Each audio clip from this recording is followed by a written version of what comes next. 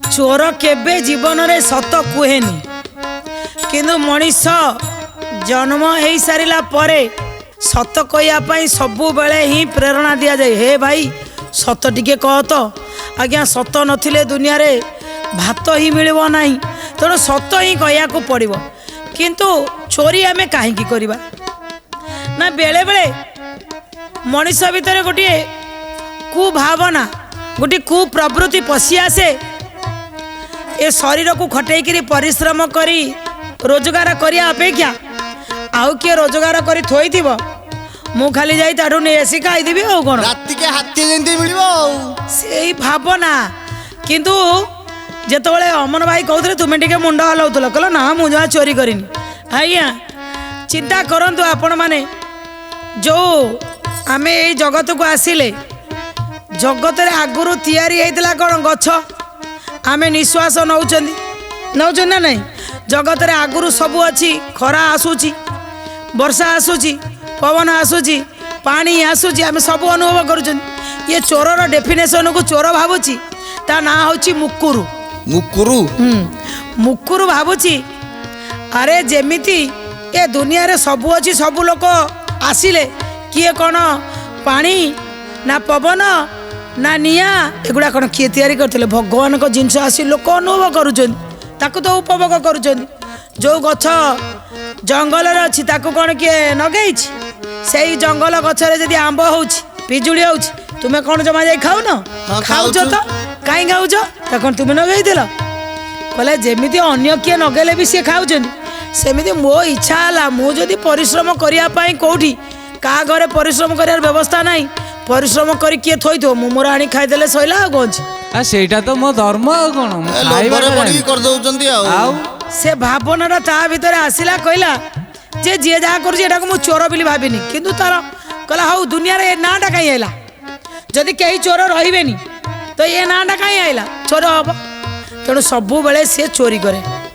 किंतु बेले बेले चोरी कला बेले सबु बेले भगवान को कहे प्रभु मु तो चोर ना चोरर तो पुणी गोटा कर्म होची जे जे करथिबो आनी मु मो काम करूची एमिति दिने से चोरी करिया पे गोटा भाबी चिंती की जाऊची गोटाई जगार प्रवचन चली महात्मा बसिकी प्रवचन दौरान मनीष को बुझाऊँ जीवन रे जहा पछे कर जदि भी गोटे भूल करी देइछ सत कहीदो सत्य को जीवन रे केबे छाड़ब ना जे सत्य को धरी रखि से सफलता निश्चित पाइब। महात्मा तांको बढ़िया भाव में बुझाऊँ केमिति बुझाऊँ कहउचंदी कहले जीवन रे बाबू जेते आसु विपद किंतु जदि सत्य तमे कहूथिबो सत्य को तमे धरिथिबो ताहले तमर मंगल हबो केबे भी अमंगल हबनी। जो माने सत्यर सहारा न नियंती सबु बेले गोटाई भूल को लुचेया को जाई 100टा भूल करंती ठीक कथा कहले 100टा भूल आउरी करूथिबे ताले से माने सत्य पथ पाइबेनी जीवन रे तांकर मंगल हबनी।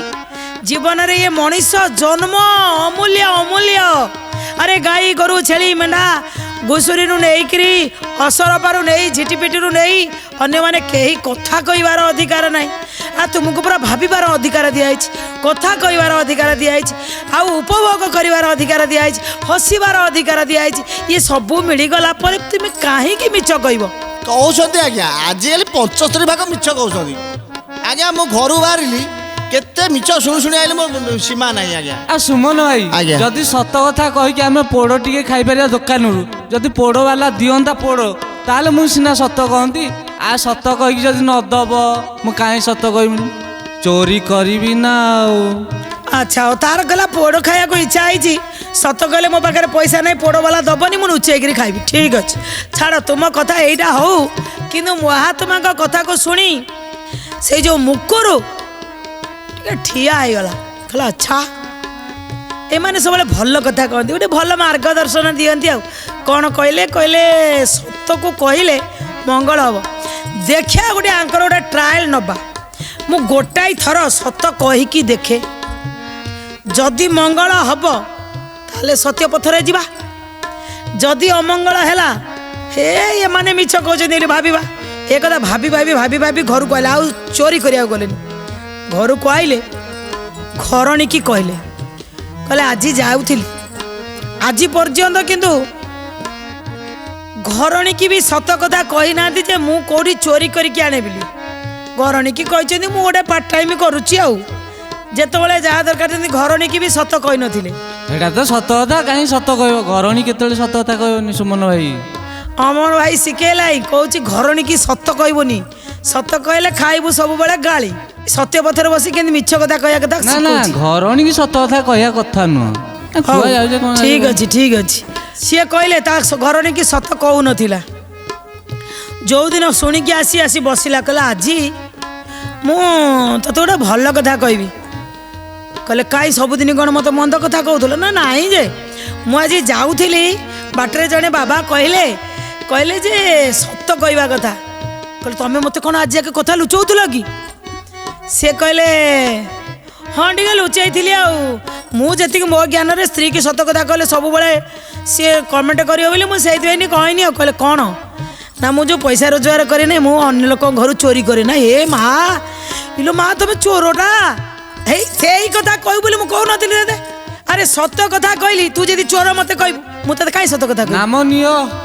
କହିଲେ ଶୁଣୁ, ତୁ ଯଦି ମତେ ସେତିକି ଗାଳି ନ କରିବୁ ମୁଁ ସତ କଥା କହିବି, କିନ୍ତୁ ମୋ କଥା ଶୁଣ। ଚୋରି କରିବା କ'ଣଟା ପାପ କି? ଇଏ ଅମନ ଭାଇ କହିଲେ ଭଗବାନ ଶ୍ରୀକୃଷ୍ଣ ବି ଚୋରି କରୁଥିଲେ ନା ନାଇଁ ଲହୁଣୀ? କହିଲେ ମୁଁ ସେମିତି ଗୋଟେ ଚୋରି କରୁଛି, ଏଇଟା କ'ଣଟା ପାପ? ତୁ ସେମିତି ଚିନ୍ତା କର ନା। ଗୋଟେ କଥା କହୁଛି ଶୁଣୁ, ମୁଁ ଯଦି ଆଜି ସତ କହିବି ତ ଛୋଟିଆ ଚୋରି କରି ସତ କାହିଁ କହିବି? ଯେମିତି ରାଜା ଘରୁ ଗୋଟେ ଚୋରି କଲେ, ବଡ଼ ଚୋରିଟା କରି ସତ କହିକି ଦେଖିବି କ'ଣ ହେଉଛି। ଏ କଥା ଭାବିକିରି ଘରୁ ଚାଲିଲା। ଲୋକ ମଜା ଲାଗି ସେଇ ରାଜାଙ୍କ ଘରଟା କୋଉଠିକି? ଲୋକ କହିଲେ ଏଇଠି କୋଉଠି? ସେଇ ଜାଗାରେ। ଏବେ ଯାଇ ପହଞ୍ଚିଗଲେ, ଦ୍ୱାରପାଳକୁ ପଚାରିଲେ ରାଜା କୋଉଠି ରହନ୍ତି? କହିଲେ କାହିଁ ତୁମେ କିଏ, କୁଆଡ଼େ ଆଇଛ?